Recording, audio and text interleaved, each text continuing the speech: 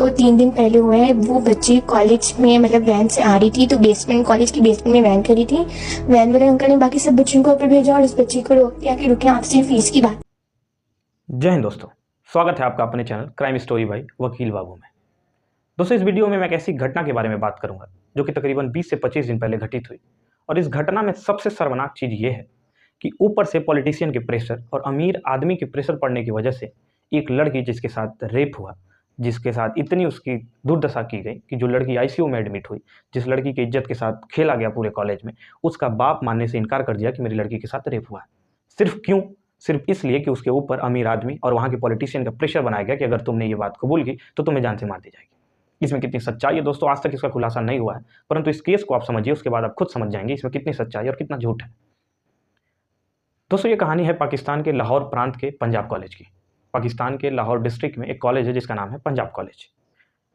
इस लड़की का मैं नाम नहीं लूंगा क्योंकि एज अ प्राइवेसी के कुछ रूल्स एंड रेगुलेशन होते हैं जिसकी वजह से मैं नाम नहीं ले सकता। रोजाना की तहत ये लड़की 11 अक्टूबर 2024 को पंजाब कॉलेज में पढ़ने गई।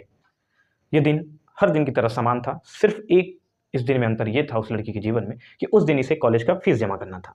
वैसे 11 अक्टूबर 2024 उस लड़की के जीवन काल का सबसे भयावह दिन रहेगा, लेकिन अभी उस लड़की का कोई भी इंटरव्यू, उस लड़की से कोई अभी तक मिल नहीं पाया है। आप पूरा केस समझिए, उसके बाद आपको सारी चीज़ें समझ में आ जाएंगी। 11 अक्टूबर 2024 का दिन, लड़की रोजाना की तरह सुबह कॉलेज गई।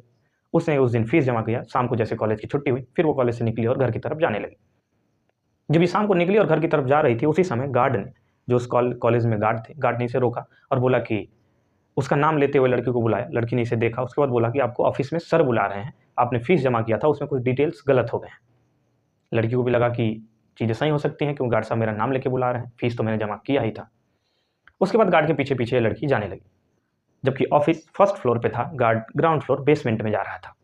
लड़की ने जबकि पूछा भी कि अंकल ऑफिस ऊपर है, आप बेसमेंट की तरफ क्यों जा रहे हैं, तो गार्ड ने कहा कि जो सर फीस जमा करते हैं वो नीचे नीचे रूम था, वहाँ बेसमेंट में ड्राइवर्स और गार्ड के बैठने सोने के लिए रूम बने हुए थे।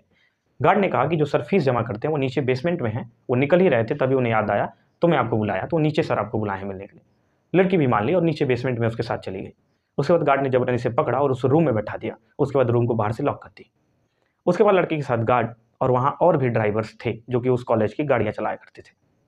ये सब लोगों ने मिलकर लड़की के साथ रेप किया। लड़की के साथ इतनी घिनौनी हरकत की गई दोस्तों, सुन के ये सारी चीज़ें इतना क्रोध आता है कि अगर वो सामने मिल जाए तो सारा कानून मैं खुद भूल जाऊँ, जबकि मैं जयवीर सिंह सनेत एक वकील आदमी। दोस्तों, उसके बाद क्या हुआ, इस लड़की के साथ रेप किया गया, इस लड़की का बलात्कार किया गया। ये लड़की चीखती रही, चिल्लाती रही।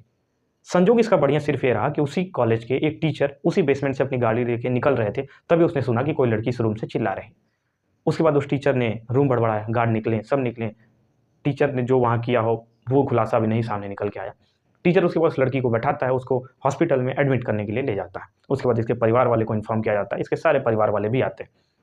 अगले दिन ये घटना किसी को कुछ मालूम नहीं, नहीं न्यूज़पेपर, नहीं आर्टिकल्स, नहीं एफआईआर, कुछ नहीं। इवन फैमिली सारी कुछ जान चुकी थी उस समय तक, लेकिन अगले दिन किसी को कोई भनक नहीं। परंतु उसी कॉलेज के 3 स्टूडेंट जो कि 3 इंस्टाग्राम आईडी चलाते थे, उसने ये बात अपने इंस्टाग्राम हैंडल पे पोस्ट किया। जैसे ही उन्होंने अपने इंस्टाग्राम हैंडल पे ये तीनों पोस्ट किए, उसके बाद से उस कॉलेज में हंगामा मच गया। सारे स्टूडेंट बाहर निकले और लगा प्रोटेस्ट होने। प्रोटेस्ट बहुत ही जोर शोर पे। उसके बाद कॉलेज प्रशासन ने प्रोटेस्ट रोकने के लिए मारपीट, लाठीचार्ज तक कराई और बोला कि ऐसी कुछ चीज़ें हुई ही नहीं है। लड़के बोले कि हम मानने को तैयार ही नहीं है कि ऐसा कुछ चीज़ नहीं हुआ है।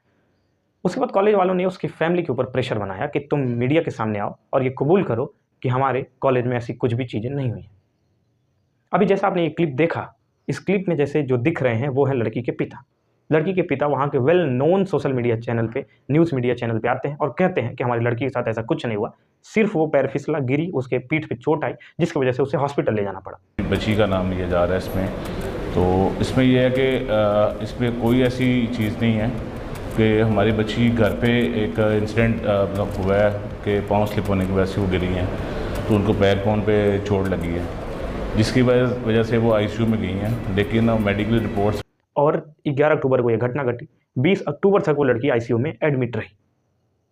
फैमिली भी मानने से इनकार कि मेरी बेटी के साथ रेप हुआ है।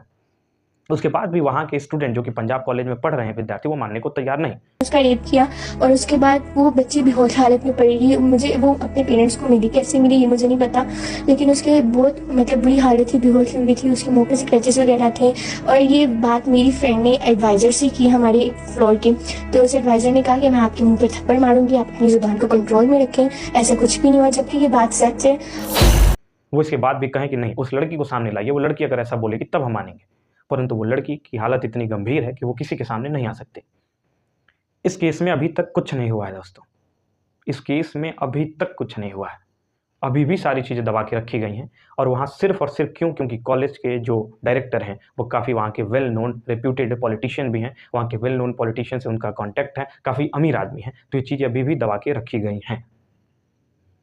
अब इसमें कितनी सच्चाई है दोस्तों, ये मुझे खुद नहीं पता, इसलिए मैं वीडियो में बहुत क्लियर कह रहा हूँ। इसमें क्या आगे लीगल एक्शन लिया जाएगा मुझे नहीं पता, परंतु फिर भी उस गार्ड को और एक ड्राइवर को पुलिस ने गिरफ्तार जरूर किया है वहाँ के। परंतु कॉलेज ये मानने को तैयार नहीं, उसकी फैमिली मानने को तैयार नहीं कि मेरी लड़की के साथ ऐसा कुछ हुआ, परंतु उसकी लड़की आईसीयू में भर्ती अब भी शायद है। दोस्तों, ये वीडियो बनाने का मेरा मकसद ये नहीं कि उसमें क्या चीज़ें हुई, हमारा मकसद सिर्फ ये है कि आप अवेयर रहें। दोस्तों, उस लड़की के साथ अगर गार्ड ने उसे रोका और बोला कि आपने फीस जमा किया है, सर बुलाएं, यानी कि गार्ड उसे सुबह से फॉलो कर रहा है।